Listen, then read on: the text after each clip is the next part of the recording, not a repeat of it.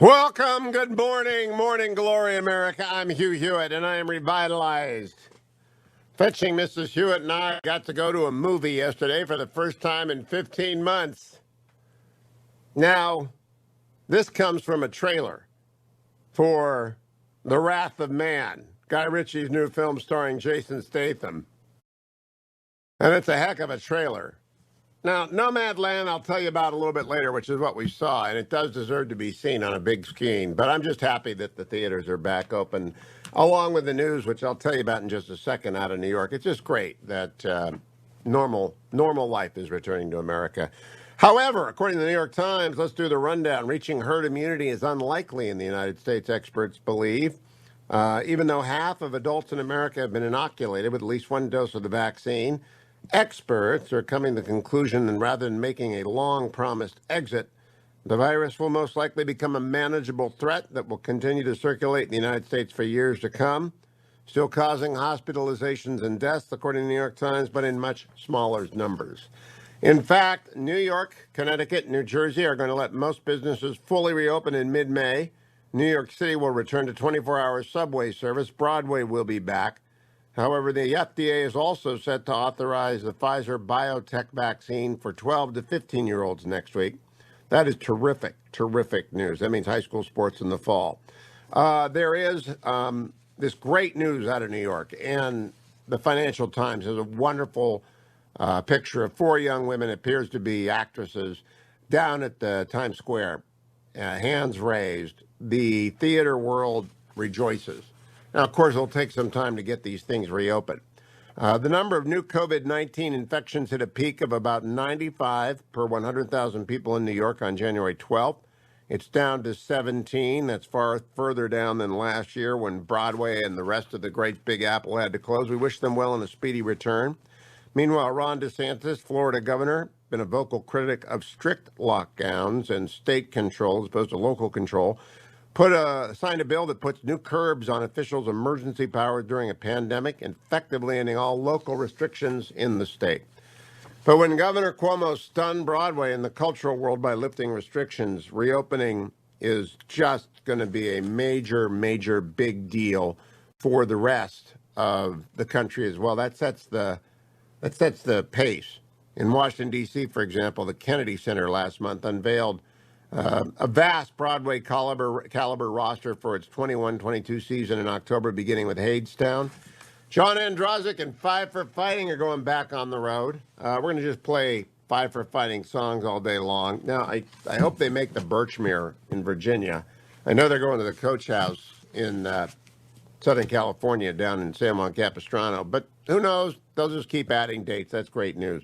Moderna is going to provide 500 million vaccine doses to anyone around the world, especially COVAX, the International Vaccine Sharing Initiative that aims to distribute to the poor and middle-income countries. President Biden has raised the refugee admissions cap to 62,500. Bill and Melinda Gates are ending their marriage after 27 years. They asked for privacy. I will at least respect that request. The European Union has has recommended opening travel to foreigners so that member states open their borders. We don't know if it's going to happen. The member states are set later this week to debate the proposal. The bloc's executive arm, the European Commission, recommended it. India, however, remains just a humanitarian disaster. Experts say uncontrolled outbreaks like India's also threaten to prolong the pandemic worldwide by allowing more dangerous virus variants to mutate. India broke the 400,000 mark yesterday with 401,993 new cases. Just extraordinary. Less than 2% of the population has been vaccinated in India. Australia is so worried about that number that it has threatened its citizens with jail and a $50,000 fine if they return from India in the near future. That's the first time, actually, in international law that we've seen a country barring the return of its own citizens. Social media in India is awash in cries for help, but many people don't get any help. But many people are, in fact, finding help via the web. That is good news. Hillary Clinton has warned of huge consequences in the Afghan surge withdrawal. It's a wicked problem, Ms. Clinton told CNN, because, of course, the rise of the Taliban anywhere means the suppression of women everywhere that the Taliban rules. And former Secretary Clinton is aware of that. Germany is loosening COVID restrictions for vaccinated people, lifting curfews and limits on gathering that discriminate against people. About 23.5 million people have received at least one dose of the vaccine. In fact, the country that is most screwed up at this moment in the developed world, and India is a developed country, but it's also a non-developed country in many parts of its rural region, is Canada. Canada, that vaunted healthcare system to the north, which we love dearly. Canada is cousin, right? They've been with us in every war. They are dearly loved. My daughter-in-law is a naturalized American citizen from Canada. I love her parents as well. But Canada has really screwed up its COVID response, and it's a reversal of how Canadians felt during the Trump early months of the COVID. They used to sling arrows at Trump and Team Trump. In fact, Team Trump was developing the vaccine that has saved the world via Operation Warp Speed, two of them, in fact. And the restaurants, the Toronto hospital has begun moving patients to other hospitals in the past few days as oxygen supplies dwindled. Ontario's Premier Doug Ford has overseen a shambolic pandemic response that has whipsawed businesses and tourists and residents for months and months. The second state of emergency was declared in January. So around the world, uneven news. Most of the West, save COVID, crushed Canada in good places. Now, to a bigger story, I mean physically bigger and longer, lousy demographics mark China, but it will not stop China's rise, according to Gideon Rockman in the Financial Times. It has a very low fertility rate in China, very, very low. A large, expanding, youthful population usually is necessary to drive a nation to superpower status or dominant power status. That doesn't exist in China, but technological prowess will be what makes the difference there. By 2040, however, around 30% of the country will be over 60. That is not good. That's an enormous burden for them to take care of. In the United States, about 10,000 people a day are turning 65. Then finally, a new controversy is breaking out all over the United States. As schools expand, quote, racial equity work, conservatives see a new threat in critical race theory. It's not conservatives, it's anybody who cares about education. The story from the Washington Post follows one in the NBC yesterday about the vote in South Lake, Texas, where opponents of anti-racism education fired the entire school board and city council.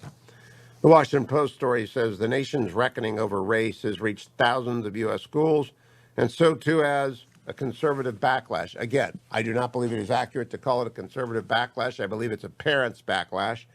They want the 3 R's. They want their kids to have advanced math, which has been outlawed in Virginia by a woke Department of Education. They do not want wokeness thrust upon their kids. They do not want wokeness perverting educational curriculum. They want excellence. In particular, conservatives, again, this is the Post, have seized on the idea that schools are promoting critical race theory, a decades-old academic framework that examines how policies and law perpetuate systemic racism. That is also, this was an ill-conceived article in my newspaper, and I say my newspaper because I write for it. Decades-old academic framework should have said decades-old marginal and absolutely worthless, bizarre framework, critical race theory, and defenders of what's going on in the anti-racism campaign say, oh, we're not critical race theory. Yes, you are. Race is in everything. And the idea that students ought to bear the wokeness of their faculty is one of the controversies that will define the next political cycle. Because parents want their kids, who have already lost a year of their education because of teachers' union and bad public policy, do not want woke teacher unions and woke school districts to destroy the next year of their education with, basically cultural revolution style self-criticism. Huge political issue unfolding across the United States. We'll talk about it on today's Hugh Hewitt Show. Stay tuned. Lots ahead. 5 for fighting on back on the road. That makes me happy. But you know what made me sad? Well, both happy and sad. The fetching Mrs. Hewitt and I were able, for the first time in 15 months, to resume our habit of movie going. We are high consumption movie people. Yeah, my job is over at 9 a.m. in the morning unless I'm writing a Washington Post column or doing an event for Salem. Or tonight, the Nixon seminar is available. We're having a special meeting in the Nixon seminar devoted to how the National Security Council operates, should operate, has operated. That's available for people who belong to the Nixon Foundation. Check it out at nixonseminar.com or nixonfoundation.org. It's a wonderful, wonderful hour and a half with the 15 most accomplished center-right national security professionals under the age of 50, chaired by former Secretary of State Mike Pompeo, former National Security Advisor Robert O'Brien, and Honorary Chairman Henry Kissinger. And the first meeting was with Dr. Kissinger, and the second meeting tonight was with Peter Thiel, investor entrepreneur, and it was extraordinary. Tonight, it's just the seminar members focusing in on the NSC. Now, we've got one former NSC member, two former deputies, one former chief of staff, and many former participants. So it's a really interesting national security deep dive.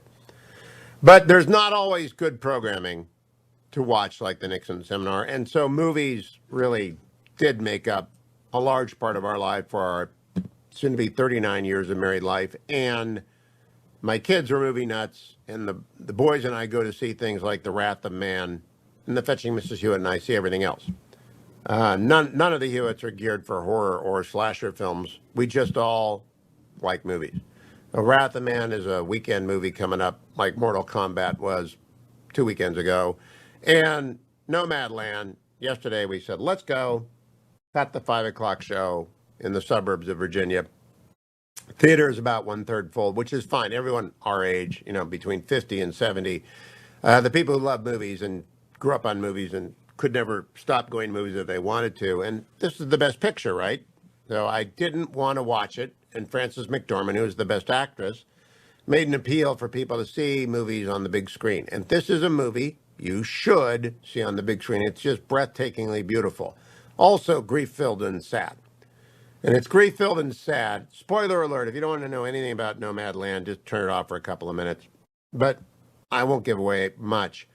It's about a widow making her way in the world after her husband dies and the town in which they have lived forever shuts down because U.S. Gypsum closes the sheetrock plant. And what's notable about this, we talk about movies afterwards, is that there's absolutely not a whisper of God, not a whisper of a faith community. She's not a Roman Catholic. She's not a Protestant. She's not any variant of any faith tradition. She's not Jewish. She's not Muslim. She's not Buddhist. She's nothing.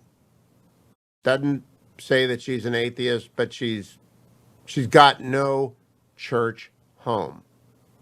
She has very little family. And she is clearly, some people are called to the single life. Some people are called to vocations. If you're called to a vocation, you're a priest or a Roman Catholic sister. You will live in community and have community around you. But if you're called to the single life, you've got to work very hard at friends, both horizontal and vertical, above you and below you. In fact, you got to work at friends above you and below you, no matter where you are. But she does not have anything. And so she begins the nomad life. And there are a lot of nomads in America that love that life. Matthew McConaughey on this show talked about how he loved a couple of years. He just went RV on him. This was during his period of time when he wanted to get out of rom-coms and get into making serious movies. So he just said to his agent, I'm out of here. And it was before he got married.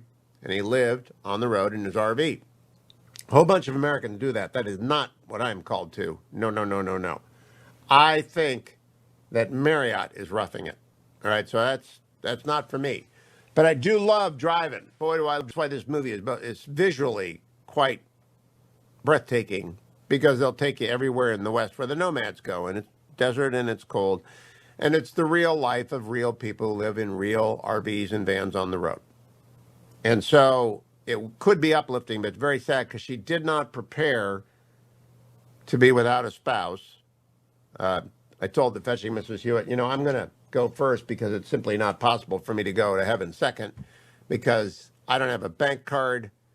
I don't know how to access any of the accounts, and I don't know where the peanut butter is. Really, I'll be down to the almonds in about a week, and then the pizza delivery guys who already know me by my first name are going to basically put me on a schedule for delivery. But I told her, you're not going RV on me. She said, absolutely not. I got a family and a bunch of friends, and I'm one of those people who also believe, maybe 30 days of grieving and then go out there and start dating. If you're a woman, if you're a man, I'm not really sure I could ever adjust after the fetching Mrs. Hewitt to anyone less than perfect. But in any event, I think that Nomadland is a deeply dark view of what happens when you don't intentionally work on your life preparing for retirement, and one or the other of you, if you're a couple, going first, and you don't work on your friends. But then I also thought to myself, no God. Even if you were a complete atheist, you should join a church. I wrote that years ago. If only to be in community with a bunch of people who care about you, know you by your first name. Like the Friends song. I had a producer, we'd go out with the Friends song. So I want to give you a tip if you're one of these people. Here's a little discovery. Podcasting is changing the way the world absorbs information. Because people are tired of cable news. They don't like a lot of programming, and they don't want to be stuck to a screen or a computer, but they like listening. And my friend John Campbell used to tell me he'd wake up in the middle of the night and listen to Art Bell because that's just what he did. I can't understand that. If you're one of those people that wake up in the middle of the night, you need to know about podcasting. If you like to listen to sound as you go to sleep, you want to learn something right to the moment that you fall asleep, you can't read with the light off, I want to tell you that podcasts are out there. Now, I personally use either Tim Keller or Bishop Barron. Bishop Barron, though, does an interview which is not conducive to drifting off. And Tim Keller can sometimes be so arresting and interesting that it's also not conducive to lifting off. And you have to, there are timers on the machine. Get your kids to show you, but here's the shortcut. You open up your iPhone or your iPad to Google, type in Tim Keller podcast or Bishop Barron podcast. I'm looking at the Tim Keller Sermons podcast by Gospel and Light. I listened to one yesterday on the Sermon on the Mount, which may be the best. I've heard a lot of sermons on the Sermon on the Mount since it's the essence of Christ's teaching. But he gave a remarkable sermon on the Sermon on the Mount. I'm looking for what it was called, and I listened to it twice yesterday. It was an overview. It was just extraordinary. It was that good. And there's a series on the Sermon on the Mount, of which I will be listening to all of them. But The Norms of the Kingdom is what it's called. It was delivered on March 10th. There are 100 Timothy Keller sermons online. So if you Google Tim Keller podcast, Tim Keller sermons online, Tim Keller Gospel and Life, you'll find those. And then you hit one, and it plays for 20 to 30 minutes. Presbyterians are not allowed to go over 25 minutes. Catholics are not allowed to go over 13. Archbishop Chaput, if you are listening, I hope you will start a podcast soon and deliver it. The downside to Archbishop Chaput would give just a straight homily. I don't know if they recorded them. They had to post them. Bishop Barron does interviews, which are more difficult. I do 2 podcasts. I do one podcast called The Hugh Hewitt Show, Highly Concentrated Hugh, which is designed to give you the news of the day and every interview in The Hugh Hewitt Show. It's the rundown plus interviews. And I'm including this segment today to give a little tutorial on podcasts. I also do the interview with Hugh Hewitt. Both of them are available at iTunes, at Spotify, at Stitcher, at the Salem Podcast Network. But again, Just Google in Hugh Hewitt podcast, and you'll find it in the interview, and you'll see, I think we got 30 episodes up now, and I add new and old, and I keep adding more, and there's always 5 days a week. I also listen to The Orange and the Brown by the Cleveland Brown sports writers at the Cleveland Plain Dealer. Their podcast yesterday was 71 minutes long. They were reviewing the draft. Listened to it twice. Did my 6 miles yesterday, as I'm about to brag. And there's lots to fill your day with. You don't drift around aimlessly. She drives, by the way, singing to herself Christmas carols, which is fine, but it's so bleak. Life is not bleak when you're old. I do not believe that. I know it is bleak for some. I know it is. But there are places to live in community on a decent wage in retirement, on Social Security, not alone and on the road. So as breathtakingly beautiful as Nomadland is, it is a cautionary tale about living outside of community and cloistered with just a spouse, cut off from family. And I'm not going to give you the subplot, but when you purposely remove yourself from family, it's bad as you get older. And if you're younger and you're not paying attention to your older family, what goes around comes around, pal. Lady, stay connected, stay in touch. I told people whenever we have dinner now in the new age of post-COVID, I say, what's the best thing about COVID? And among other people, Fetching Mrs. Hewitt has started a weekly Zoom with her siblings and children. Now, I don't, that's not a Hugh Hewitt thing. I prefer solitary one-on-one conversations or listening to podcasts, but they love it. They do it once a week. They yuck it up. They tell stories. What are you doing? Where have you been? And they are a mobile bunch, and they're everywhere in the country. So they have great fun for an hour a week. Other people do that. Just life is not meant to be lived unless you're called to a Carmelite existence alone, but in community. It's also not lived in silence unless you're called to that, and very few people are. Learn how to use podcasts. Learn how to listen to Tim Keller and Bishop Barron and Hugh Hewitt. Just learn. Learn. It takes about 5 minutes, and then you'll be great at it. You'll love it, and you'll think. That music means America on the Hugh Hewitt Show. David M. Drucker is here. David M. Drucker, senior political correspondent for the Washington Examiner. You see him on cable everywhere. Good morning, David. How are you? I'm great, Hugh. How are you? Good. I love your news story. Trump's White House exit diminishes Never Trump faction. Now, the Never Trump faction was pretty small to begin with. Tell us what your reporting shows. Well, ironically, we could look at this. Well, let me start by saying this. We could look at this as obviously the president retains a lot of support within the party. The voters, yes, but also on Capitol Hill.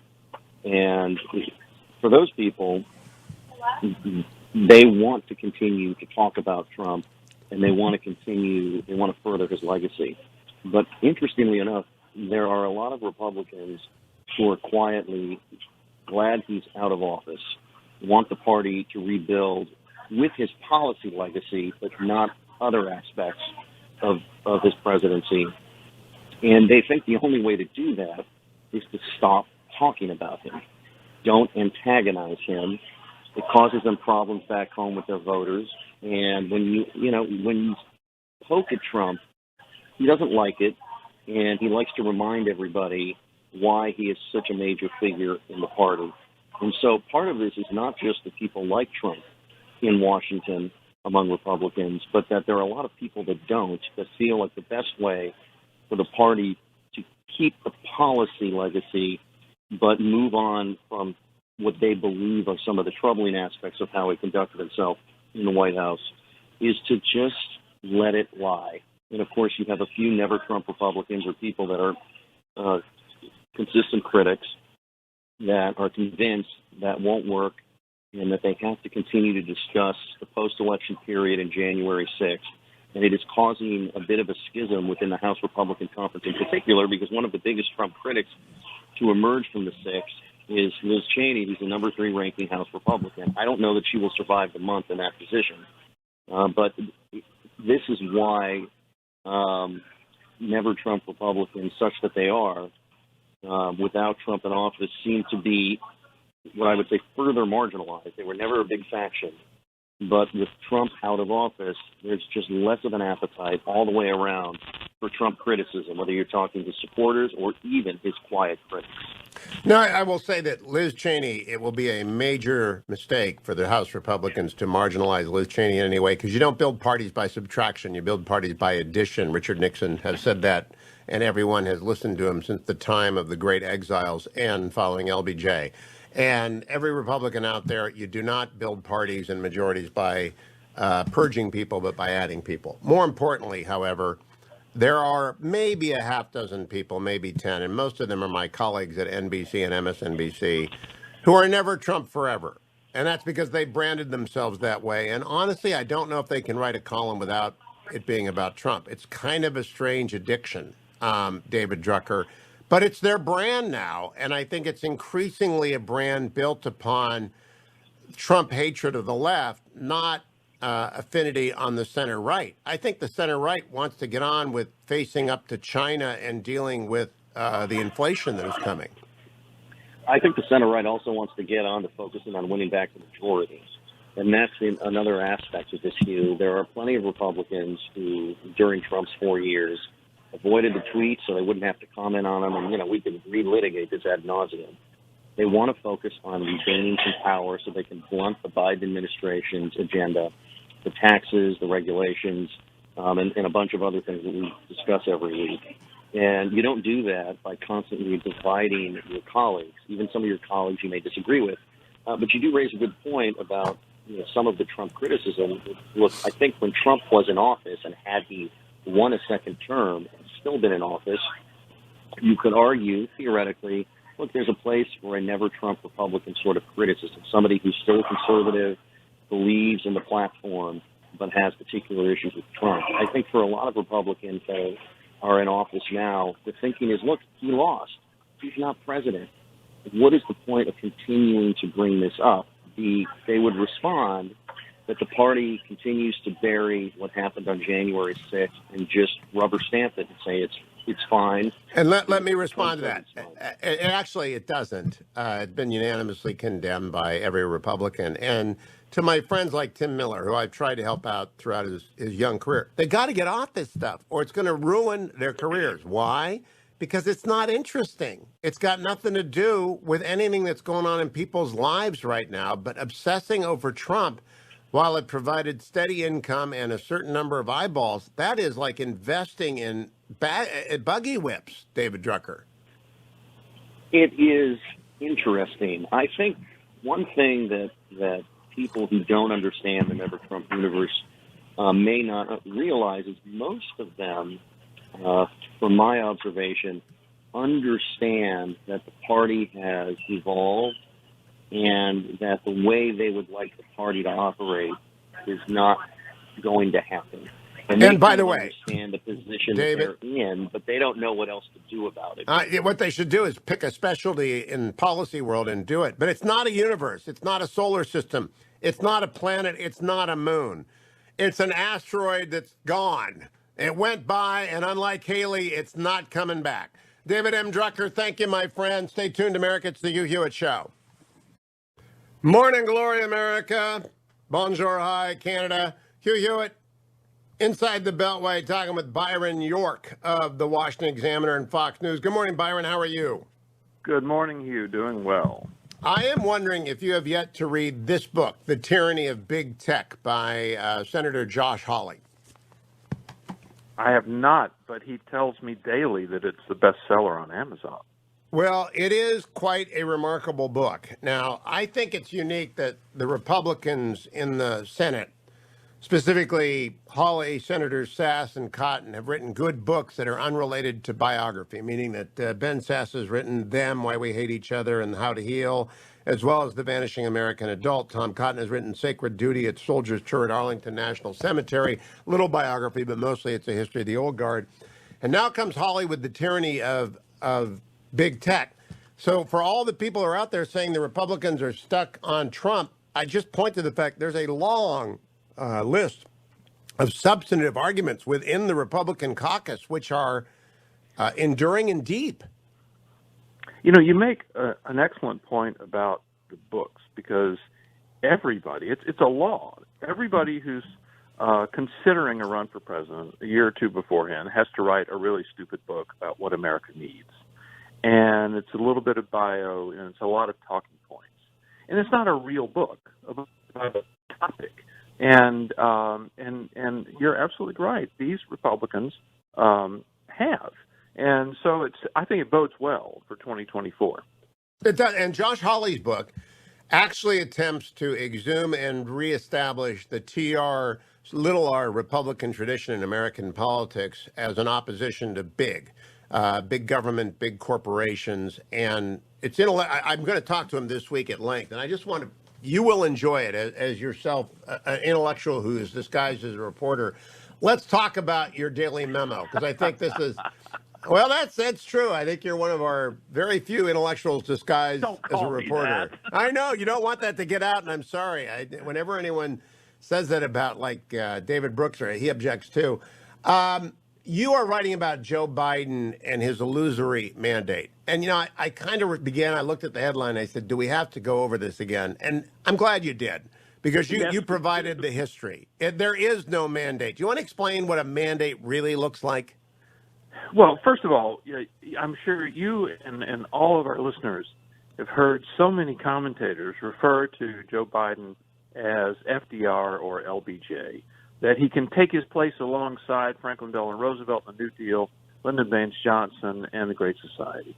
And the point here is simply that Biden does not have the mandate from the voters to do big things that those presidents had. And when voters want presidents to do big things, they give them big victories, not only in their own elections, but in Congress. And if you look back, first of all, we know what Biden won the presidency by: 306 electoral votes. He won the popular vote by 7 million votes, but he won the Electoral College by a pretty narrow margin, actually, 43,000 votes in 3 states. Roosevelt, 1932, wins 472 electoral votes. 1936 wins 523 electoral votes. Alf Landon, the Republican, won 8. He won Vermont and Maine. By the way, back then, it only required 266 votes for victory.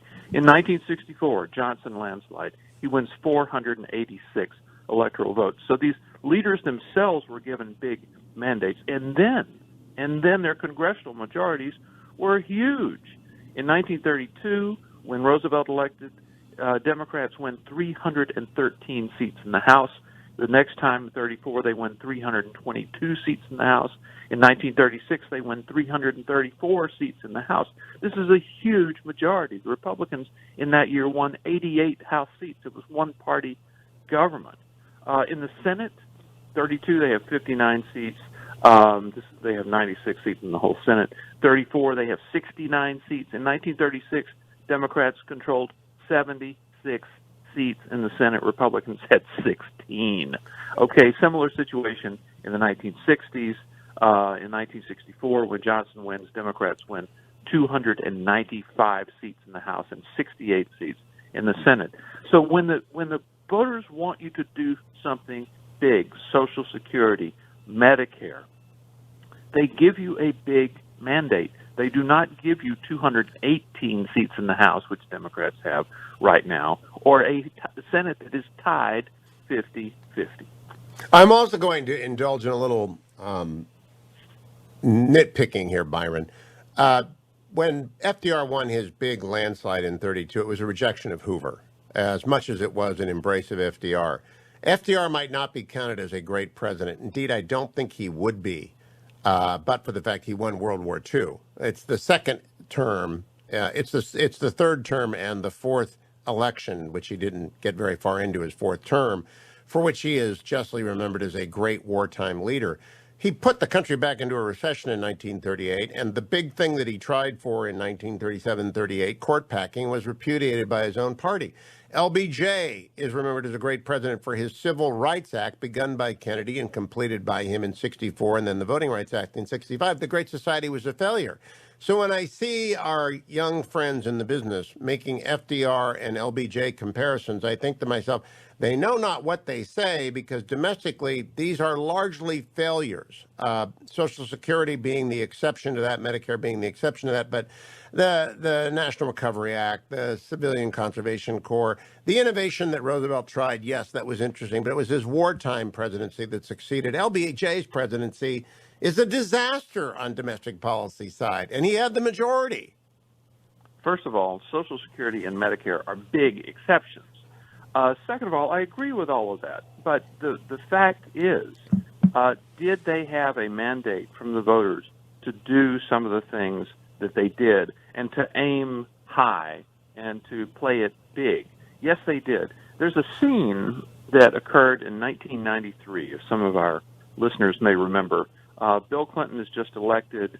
He appoints his wife, Hillary Clinton, to head his premier policy initiative, which is national health care. He wants to enact national health care, a Democratic goal for generations.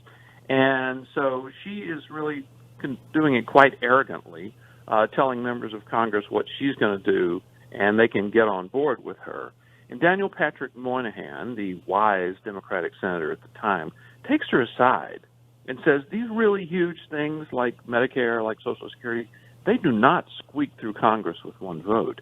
They either get 70 votes in the Senate or they fail. And she told him to get lost. He didn't know what he was talking about. And she went on to fail. So I think that is kind of a law of political gravity that is still in force in our politics today. And that with a 50-50 Senate, I mean, there is no majority party in the Senate. Democrats control on the virtue of the vice president's tie-breaking vote. In a 50-50 Senate, you're not going to get the enormous things that Joe Biden wants to pass. Although my other caution, built on Jonah Goldberg's excellent books, Liberal Fascism, and his second book, whose name is now eluding me, which will come to me shortly. Cliches, I think. Yeah, thank you. The Wilson, who did not earn a mandate by any means, he just simply exploited a division among the Republicans, nevertheless put into place progressive government that haunted the United States for the next century and continues to. So Biden can get a lot done, is doing a lot via the administrative state, but he does not have a legislative mandate to pass these kind of things. And I believe the Democrats are going to buck at him on this second reconciliation, on this idea of immigration reform built on reconciliation maneuvers, and on another $2 trillion. Do you agree with me, Byron? Well, your mention of a legislative mandate versus an executive mandate is important here, because Biden is already, day one, he's using his executive power. But you're right. The kind of the irony of the debate about the filibuster is that it assumes Democrats are united enough on some issue to muster their 50 votes, and then with Kamala Harris's tie-breaking vote, pass something if the filibuster were broken. But the fact is, they're not fully on board. And I don't think there has always been in the Senate some group of people who were in the majority who remember what it was like in the minority and do not want to get run over when they are in the minority in the future. 100%. There are others who say, to hell with it, let's go. But there are always enough members in the Senate who realize that they're in the majority today, but they could be in the minority tomorrow. And they want their authority as a senator intact, at least in part. Byron York and Twitter, and you ought to subscribe to his daily memo newsletter. If you go to the tweet link I just provided, you can subscribe, get it every day. It's the best written newsletter in town. Stay tuned, America. I'll be right back on the Hugh Hewitt Show. Welcome back, America. It's Hugh Hewitt, Five for Fighting, back on the road soon, as is most of America. Broadway reopening, but John Androzek is great on the USO trips for more than a decade. I'm so glad he's back on the road.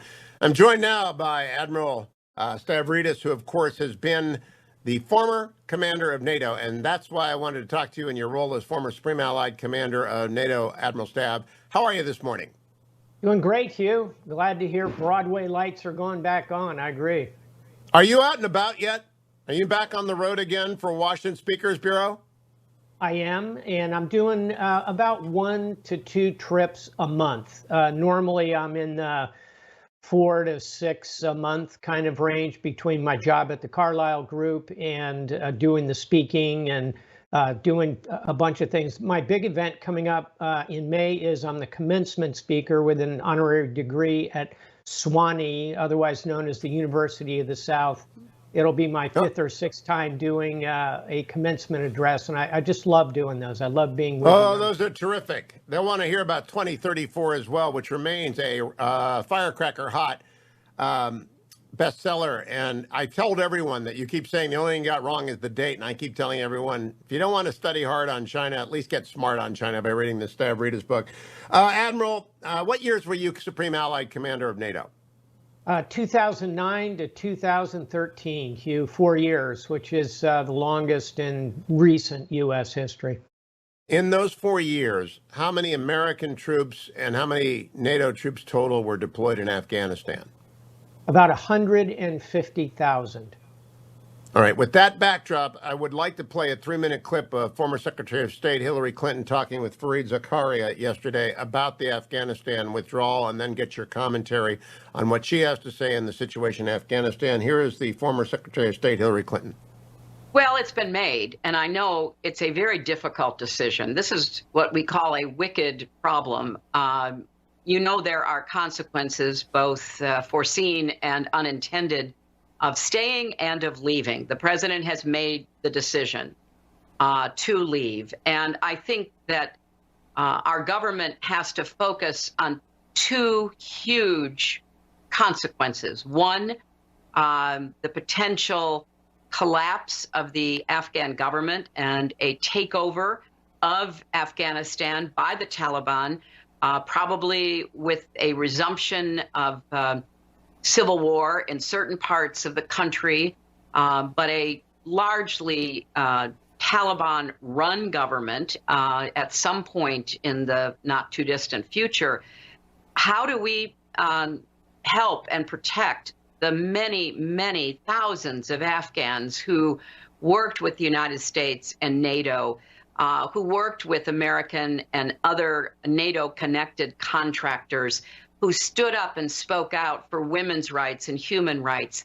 I hope that the administration, in concert with the Congress, will have a very large visa program and will begin immediately to try to provide that channel for so many Afghans to utilize so that they are not left in danger. There will also be, I fear, a huge refugee outflow. And of course, the second big set of problems revolves around a resumption of activities by global terrorist groups, most particularly Al-Qaeda and the Islamic State. And I agree with a recent article that you've written, Fareed, that we've seen a really sharp drop in both capacity and action on behalf of Islamic terrorist groups. I don't think, though, we can count on that staying in a downward spiral if the Taliban continue to provide refuge to international terrorist groups. And sadly, ever since George W. Bush asked them all the way up to the efforts at negotiation in the last months of the Trump administration, the Taliban has never been willing to separate itself from Al-Qaeda. And we know that the current head of Al-Qaeda, who had been bin Laden's deputy, al-Zawahiri, is still somewhere in Afghanistan and Pakistan, biding his time. And so I think these 2 huge sets of issues have got to be addressed. I mean, it's one thing to pull out troops that have been supporting security in Afghanistan, supporting the Afghan military, leaving it pretty much to fend for itself. But we can't afford to walk away from the consequences of that decision. All right. So, Admiral, your response as someone who formerly commanded the NATO deployment there. I agree with Secretary Clinton. And during the period of time I commanded it, by the way, She was the Secretary of State for a portion of that. I worked with her very directly on those issues via the NATO alliance. And I think her concerns are well placed. Also, her point that there are a lot of, as my old boss, Don Rumsfeld, I spent 2 years as his senior military assistant, effectively the military chief of staff. He would say there are some unknown unknowns out there. And there are, as Secretary Clinton says, some known unknowns out there. In other words, we don't know how this is going to turn out. Let me make a couple additional points in response, then we can just go back and forth a bit. First of all, a key is going to be whether or not, and I hope we do, fund the Afghan security forces going forward. It's a pretty small bill, a few billions a year. It can be spread amongst our allies as it currently is. And, there are 300,000 Afghan security forces in the field fighting the Taliban. There's a reason the Taliban haven't gotten in their crummy little SUVs and come driving into Kabul and all the other cities in Afghanistan. And it's the Afghan security forces. They're the ones fighting. That's why we haven't had a combat death in 14 months. They've had a lot. So if we fund them, as we did with the South Vietnamese armed forces, they held off the North for about 2 years.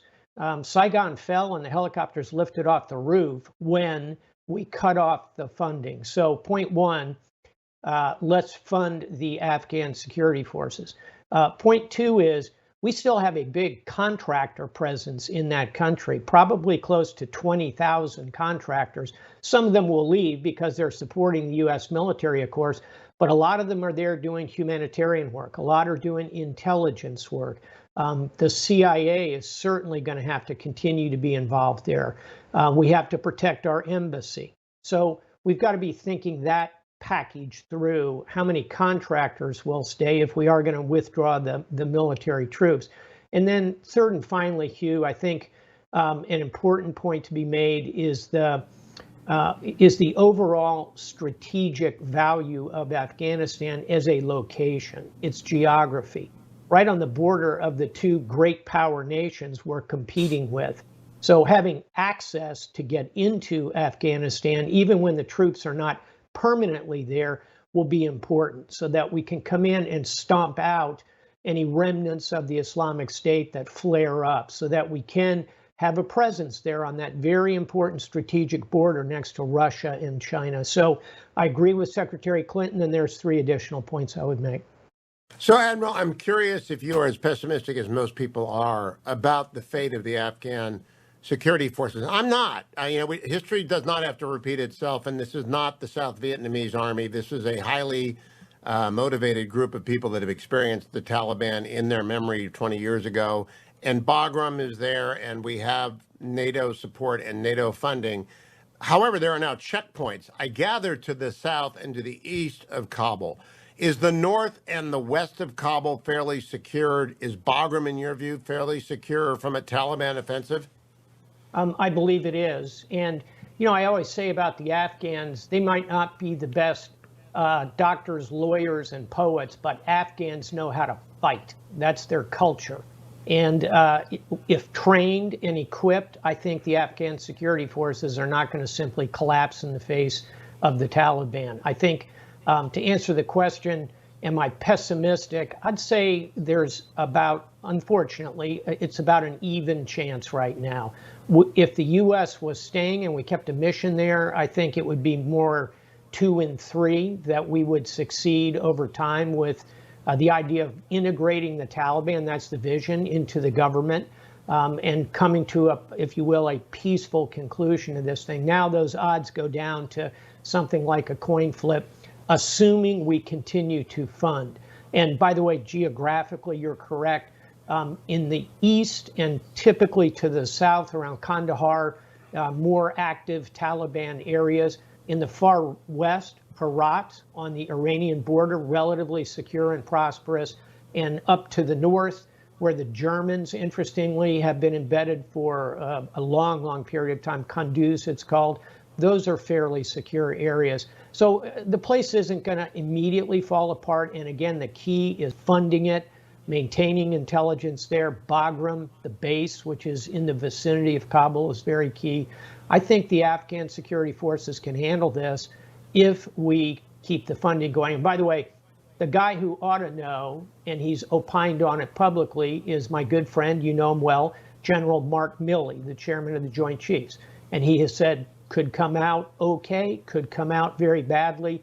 I think he would probably agree with me. It's a kind of a coin flip at this point, but a key is going to be maintaining funding. Quick exit question, Admiral. What is Iran's strategic interest? For the Taliban to take the entire country or for it to remain divided with its area on its border secure for Iran? The latter, obviously. And recall the Taliban did not enjoy a warm and chummy relationship with their co-religionists across the border. The Taliban are Sunnis, and of course the Iranians are Shia. The Taliban are Afghans, and the Iranians are Persians. Not a lot of love lost, as the saying goes, across that border. Yeah, it's a fascinating strategic issue. We have to pray for the women of Afghanistan, but also for our allies in the Afghan national government. Admiral James Stavridis, always a pleasure. Congratulations on the continued success of 2034. You and Elliot Ackerman have done something I haven't seen people do before. You know, Ricky Novelist hit the Tom Clancy marks on Amazon. You want to go out and get that, America. 2034 by James Stavridis, Elliot Ackerman. Time for me to remind you that this is ReliefFactor.com time for me to tell you, please get up, get out, get moving. Whatever it is you do, whether you go to the gym or whether you're a Peloton person or you're just a walker, runner, trundler like me, whatever it is you do it with ReliefFactor.com in your system. The starter pack is $19.95. You will feel better every single day that you take this because it simply provides the supplements that are critical for the temporary relief of the minor aches and pains that accompany aging and exercise. You're definitely going to get older. You should be exercising every single day. ReliefFactor.com. I do want to play something for you that President Biden said yesterday because I want you to remember this in the year ahead. Cut number 3. The reason I'm bothering to do this is I keep hearing on the press Biden's going to raise your taxes. Anybody making less than $400,000 a year will not pay a single penny in taxes. And we will not increase the deficit either, unlike the last gigantic tax cut, which increased the deficit by $2 trillion. It's about balancing the system and growing the economy. It would mean wealthy investors no longer pay lower marginal tax rates than their secretary pays, their secretary in their office. You know, I just don't believe that's true, and I'm hoping the fact checkers of America, who are so quick to call foul on Donald Trump, examine that statement. It's just not true. Stay tuned, America. I'm Hugh Hewitt. The reason I'm bothering to do this is I keep hearing on the press Biden's going to raise your taxes. Anybody making less than $400,000 a year will not pay a single penny in taxes. And we will not increase the deficit either, unlike the last gigantic tax cut, which increased the deficit by $2 trillion. It's about balancing the system and growing the economy. It would mean wealthy investors no longer pay lower marginal tax rates than their secretary pays, their secretary in their office. Welcome back, America. It's Hugh Hewitt. That was President Biden yesterday. I'm joined by Michael Shear, Chief White House Correspondent for the New York Times. Good morning, Michael. How are you? I am good. Hope you're well, too, sir. I am curious, though, if you believe that statement that the president made is correct. Not anyone making under $400,000 a year will see their taxes rise. Well, I don't know. I mean, look, these are statements that presidents have made for decades when they kind of monkey with the tax system. Barack Obama made some similar claims about I think it was under 250,000 when he was doing healthcare, I believe. And so I think clearly they're trying to target that. They're trying to make it so that the increases, the rates that are going up are targeting people who make above that. Whether or not when the fine print is done, there are pieces that affect folks who make less than that, I think, I'm a skeptical reporter. I sort of think that one of the things that we all need to do is to look at that fine print, and hopefully the lawmakers will do that too, so that they can see whether that claim is actually true. Do you know if he means all taxpayers, or does he mean joint taxpayers? Because this is not fine print. The $400,000 claim, if applied to joint taxpayers, it means half as much as it means if it applies to all taxpayers. It would be $800,000 for joint filers, $400,000 for single filers. He never, ever declares. Does the staff ever make it explicit from the front of the press room? That's a good question. I haven't been our chief reporter covering the details of his proposal. I believe that perhaps what they're talking about is $400,000 for a household, which, as you say, would be less for an individual. But I'm not 100% certain about that. You see, no one is 100% certain, and I kind of consider that a failure on the part of that part of the media that allows to interact with the president, certainly doesn't include me, to force out what is the key detail. Does this apply to two people making $200,000 each, or a household or individual? Because that's like doubling and tripling the number of people on whom this will fall. Put aside all the other objections being made to the capital gains and the death tax. Next to the death tax, he has not been asked about this yet, the stepped-up basis, which I've discussed with you again. Does anyone at the New York Times care about that? Because it will impact. I'm going to talk to Senator Cotton. It will destroy family-owned timber businesses, family-owned farms, family-owned car washes, if he's successful in that. Does anyone interact with him on that? Well, I don't know if anybody has interacted directly with the president on that issue. I do know that we have a team of people who are sort of focused on, both in our congressional coverage and in our sort of economic and budget coverage here in the Bureau. We have a group of people who have been focused on these details and have been writing stories since the beginning, since the initial proposals have come out from the White House about all of the different pieces that are included. Now, look, the truth is, it's not. This is a massive proposal, and I'm not sure that we've gotten our way through every piece of it. But I do think, to your point, the questions about what Biden's proposal would do to something like the death tax and how that would affect different parts of the community, it's an important part of the story. And, I think it's right for somebody like you to hold the working White House press corps to account, to say, look, it's your job to be reporting on this, and we should be doing that. Now, my last question, which is an easy one for me to ask, but a difficult one for you to answer, is legacy media giving him batting practice as opposed to high hard ones inside? I mean, look, I don't think so. Maybe I'm not the most independent or unbiased person to ask, because I'm a member of that group.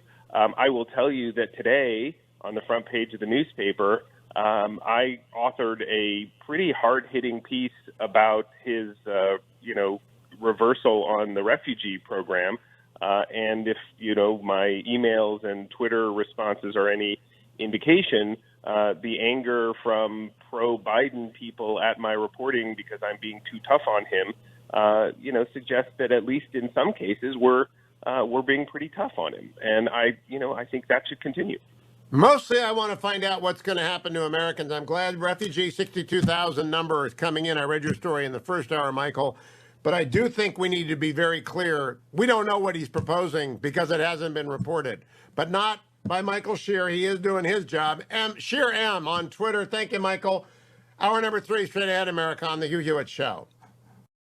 Morning glory, America. Bonjour, hi, Canada. Say it ain't so, Fred Barnes. From the Washington Examiner, senior columnist Fred Barnes announced in his most recent column he is retiring. Fred, what is this? You can't retire. You're too young to retire. Well, I don't know about that, but let me put it this way. I should have put semi-retiree.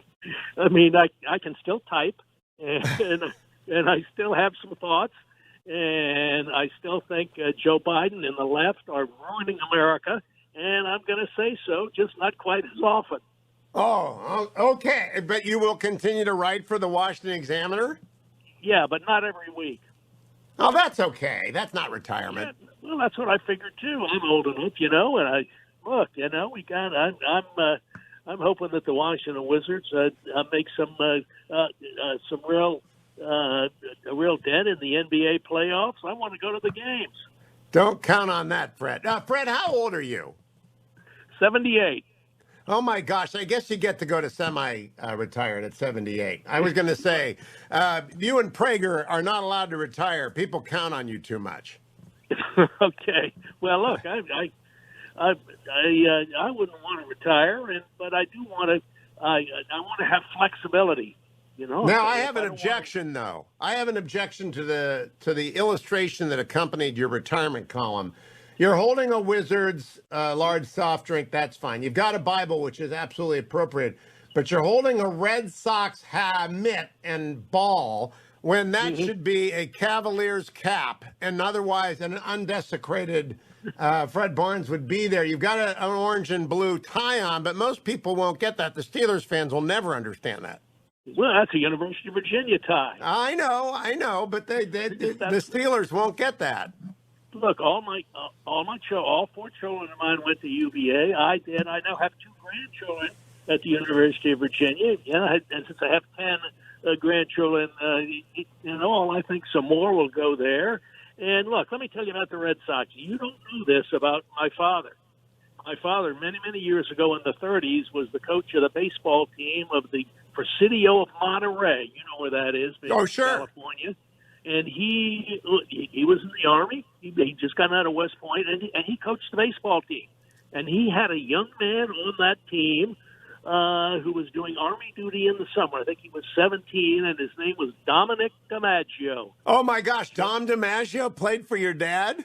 He did. He was, and of course, he's famous as Joe DiMaggio's young brother. And who did Dominic DiMaggio play for 10, 12 years as the center fielder? He was for the Red Sox. And, Sadly. And had an autographed ball by him. And now I have the autographed ball. It's made me a Red Sox fan. Sadly. My grandpa went to 40 Homa Indians openers, and so I have got his Feller ball around here somewhere that Bob Feller signed for him. But I got to tell you, Fred, I hope you write an occasional column on sports, but I want to return to the column, and I'm going to put you on the spot, so I will give you a second to think about the most important thing you wrote.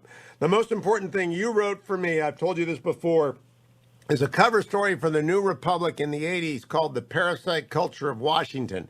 It actually played heavily in the decision of the fetching Mr. Hewitt and I to leave Washington, D.C. in 1989 and go back to California because of that article. What do you think is the most important thing you've written? Well, that was right. I love that piece, The Parasite Culture, and it's only gotten worse in Washington. People living off all the money that's spent there and urging more and more to be spent. My favorite piece was one of the last ones I wrote for the Weekly Standard, and that is called The Real Ronald Reagan. I was told by one of his former aides who was at the Hoover Institution that, look, if you really want to understand Ronald Reagan, and if you really want to understand how great he was, read everything that Reagan wrote.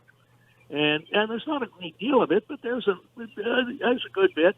I read every bit of it.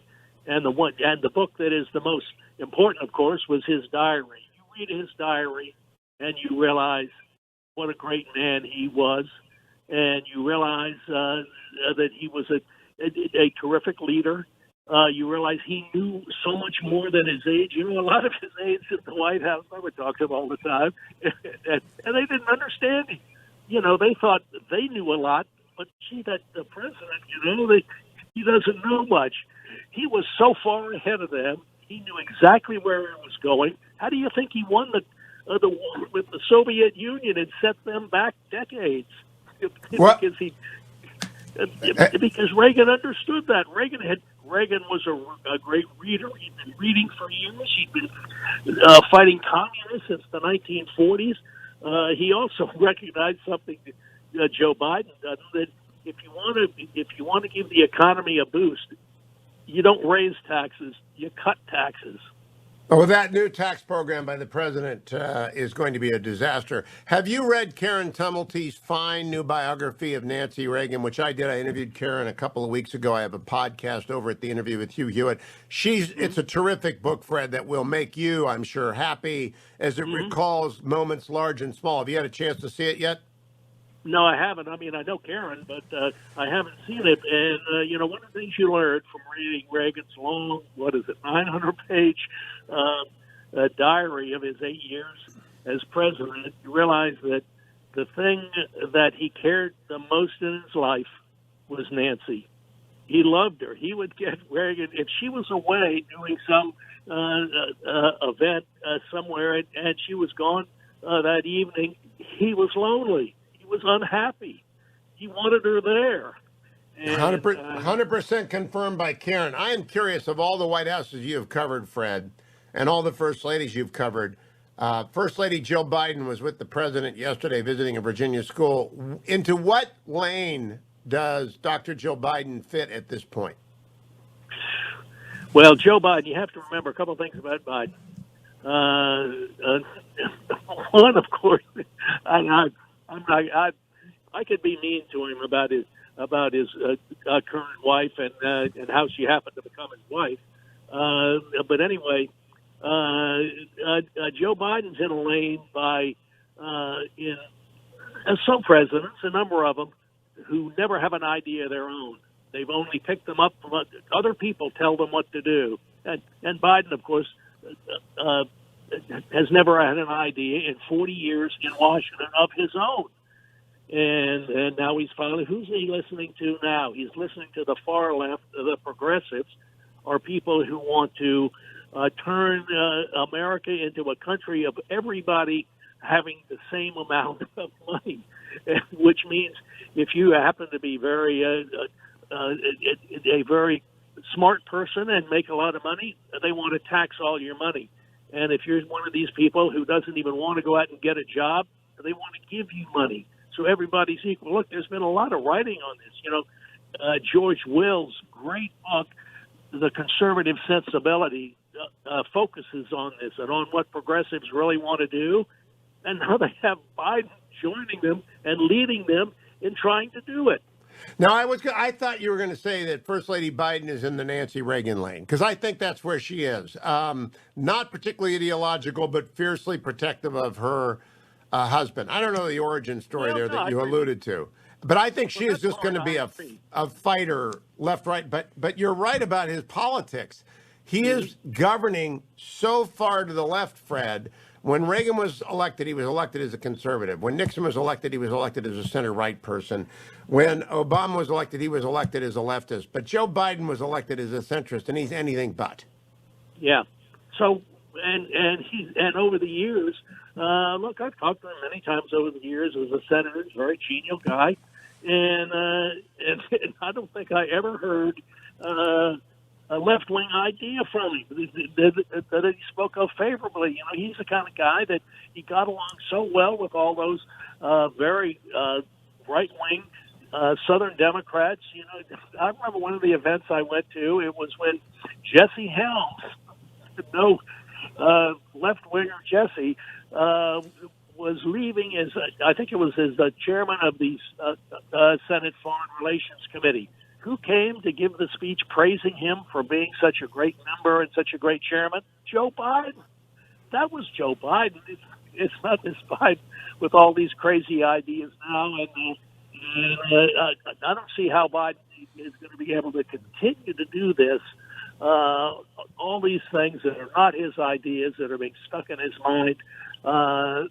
One is they won't work, and the second one is I just think his body is going to eventually reject a lot of them. You are 100% correct on eventually. It just isn't going to work. Fred Barnes, follow him at Fred Barnes on Twitter. He will continue to write. Thank goodness he said it ain't so. Retirement doesn't mean retirement. It means semi-retirement. Thank you, Fred, for a million columns and kindnesses. Don't go anywhere, America. He'll continue to be a guest on the Hugh Hewitt Show as well. I'll be right back on same said show shortly. Welcome back, America. It's Hugh Hewitt, joined now by United States Senator Tom Cotton. Good morning, Senator. How are you? Good morning, Hugh. Good to be back on with you. Thank you. I want to begin with President Biden's statement yesterday. Get your comment on it. Cut number 3. The reason I'm bothering to do this is I keep hearing on the press Biden's going to raise your taxes. Anybody making less than $400,000 a year will not pay a single penny in taxes. And we will not increase the deficit. What do you make of that, Senator Cotton? What he intended to say and what he said and what is true? Well, Hugh, obviously false on its face because they're about to institute a massive marriage penalty because that figure applies not just to individuals but to two-income households as well. But if you take a step back, all these taxes, of course, are going to hit working families in their bottom line. Sure, Joe Biden can raise taxes on businesses, but businesses are ultimately tax collectors, not taxpayers. They're just going to raise prices on consumers to cover those taxes. It's also going to be less jobs for their employees. So obviously less take-home pay if you don't have a job as well. So Joe Biden's statement is obviously false. It's false on its face. It's false on the details. It is also false in refusing to admit we have an inflation problem, Senator, and it has been recognized by everyone except the Federal Reserve and Joe Biden. It's real and it's a tax. Yeah, Hugh, unfortunately, if you look at almost any commodity market, you can look at the lumber markets, oil and gas, things that are used in basic construction like copper or tar. Consistently, prices are going up. Sometimes in the case of lumber, prices are going up to record levels. I believe the 2x4, I've been helping Dwayne in his backyard, 2x4s and 4x4s. They are 100% higher than they were a year ago. 100% higher in 1 year. That cannot be limited to timber. Yeah. So, Hugh, lumber at the 1,000 board foot level, which is how these things are measured, are actually 4 times as high as they were last year at this time, at the outset of the pandemic.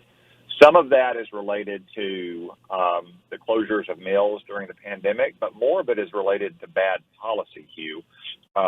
Look, there can be all the demand for lumber that you want from your builder or at Home Depot or Lowe's, but if mills can't turn logs into boards, you're not going to be able to meet that demand. And they can't right now. And the one reason they can't is because many mill workers can make more money staying at home thanks to the Democrats' spending blowout last month, increasing unemployment payments by another $400 a month until September, at a time the economy was already recovering.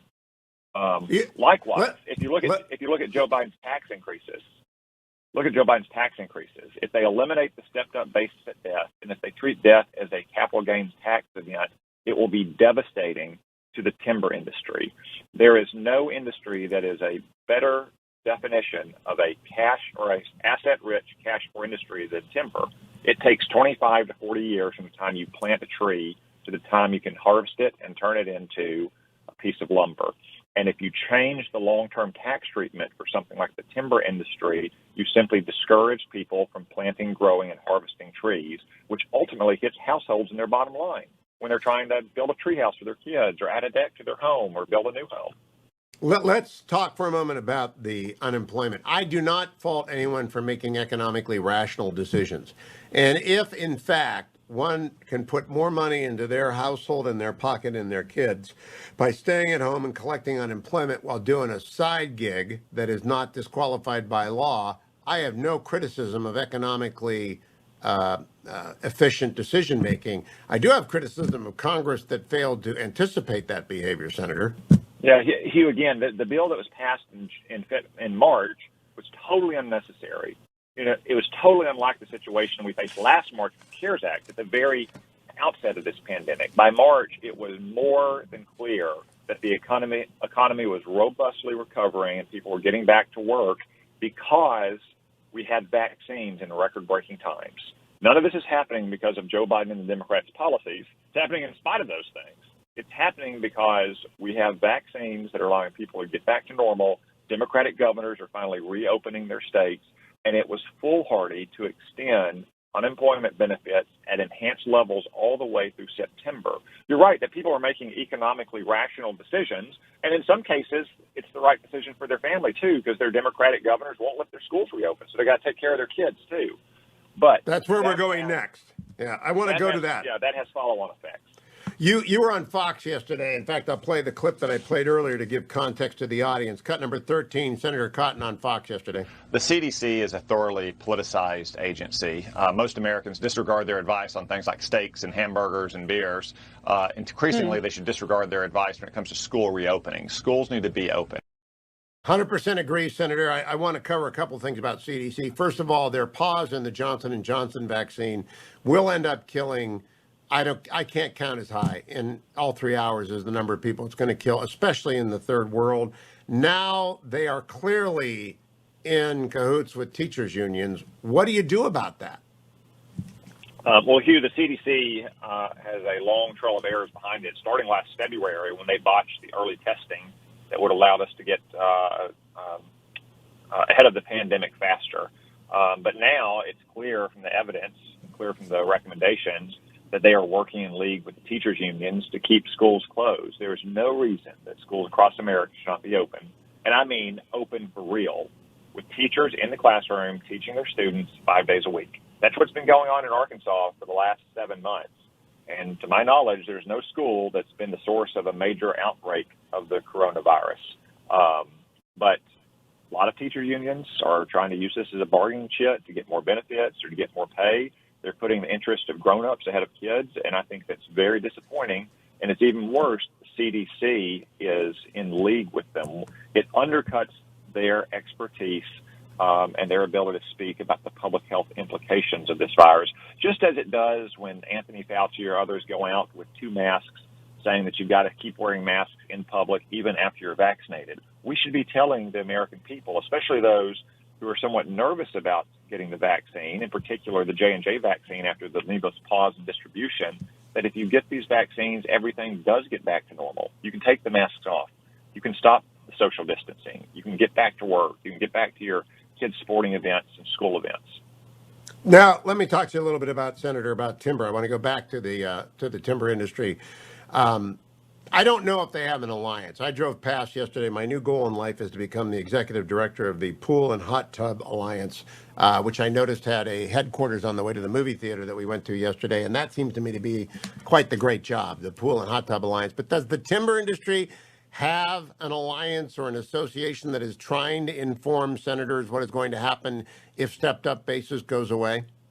Well, Hugh, lobbyists have their own trade association. So, yes, it's safe to say that the timber industry has a trade alliance as well, and they are undertaking that education effort. You know, they've worked for years and years to try to help senators and congressmen, mostly Democrats, understand the devastating impact the estate tax has had on our timber industry, especially locally owned timber industries as opposed to multinationals. But really, if you eliminate the stepped-up basis, which for the benefit of the Browns fans, Hugh, we had the best draft, A+, all three. Pretty good draft. But when you eliminate the stepped-up basis, which is, you know, the owner of a timber industry passes on, and the children inherit it at current market value, not what the owner valued it at 50 years ago when he inherited it or when he started it. And then when you treat death as a capital gains event, so think about that. You die and you hold an asset, often a very illiquid asset like a tree that's got to grow for 40 years. You say on the gain that's been locked up in that asset. That really is just another kind of estate tax.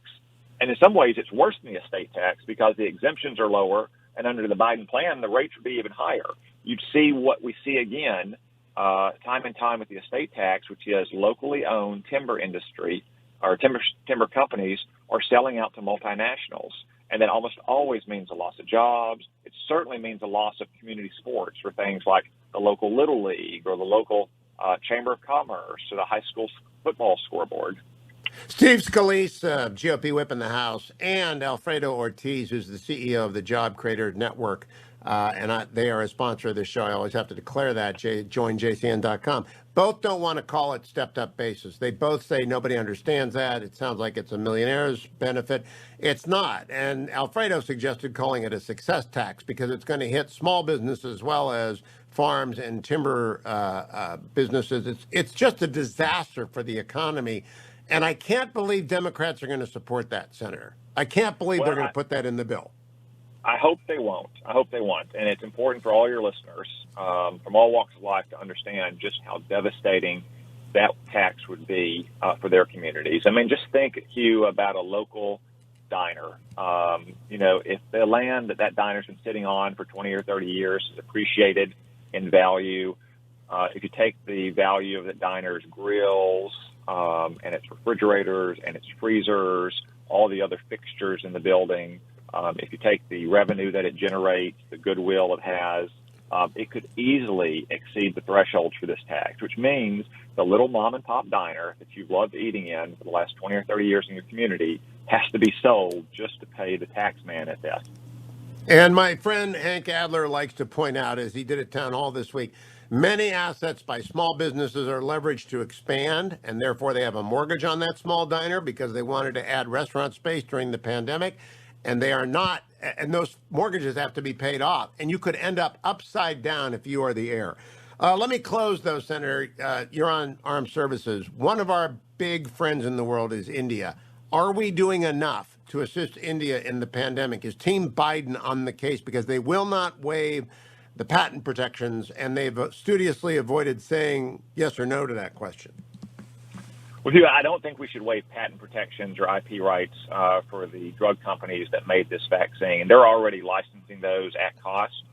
The reason we got these vaccines at record speed is because of our strong protections for investment and property rights in the United States. However, there are lots and lots of doses that we know we're never going to use in the United States that we could get to India. We should be doing everything we can to support a critical democratic ally on China's southern periphery, and I would like to see us do that even faster. Do you know if we have actually advanced to any kind of alliance status with India, Senator Cotton? Would you advocate that? Well, we have an informal relationship called the Quad, Hugh, the democratic countries that kind of surround China's periphery, India, Australia, Japan, and then obviously the United States. And we have a pretty strong and growing defense cooperation agreement with India. I think that it's greatly in America's interest to continue to deepen that relationship with India. They're a country that's very soon going to have more people than China. They occupy a critical spot in global shipping lanes. And, of course, they're on China's southern border. And right now they're actually still in kind of a hot war up in the Himalayas. I mean, I know it's cold in the Himalayas, but they've got thousands and thousands of troops facing off against Chinese troops up at the top of the world. And they've had collisions there. Senator Cotton, thank you as always for joining me. Talk to you again next week. Senator Tom Cotton of Arkansas.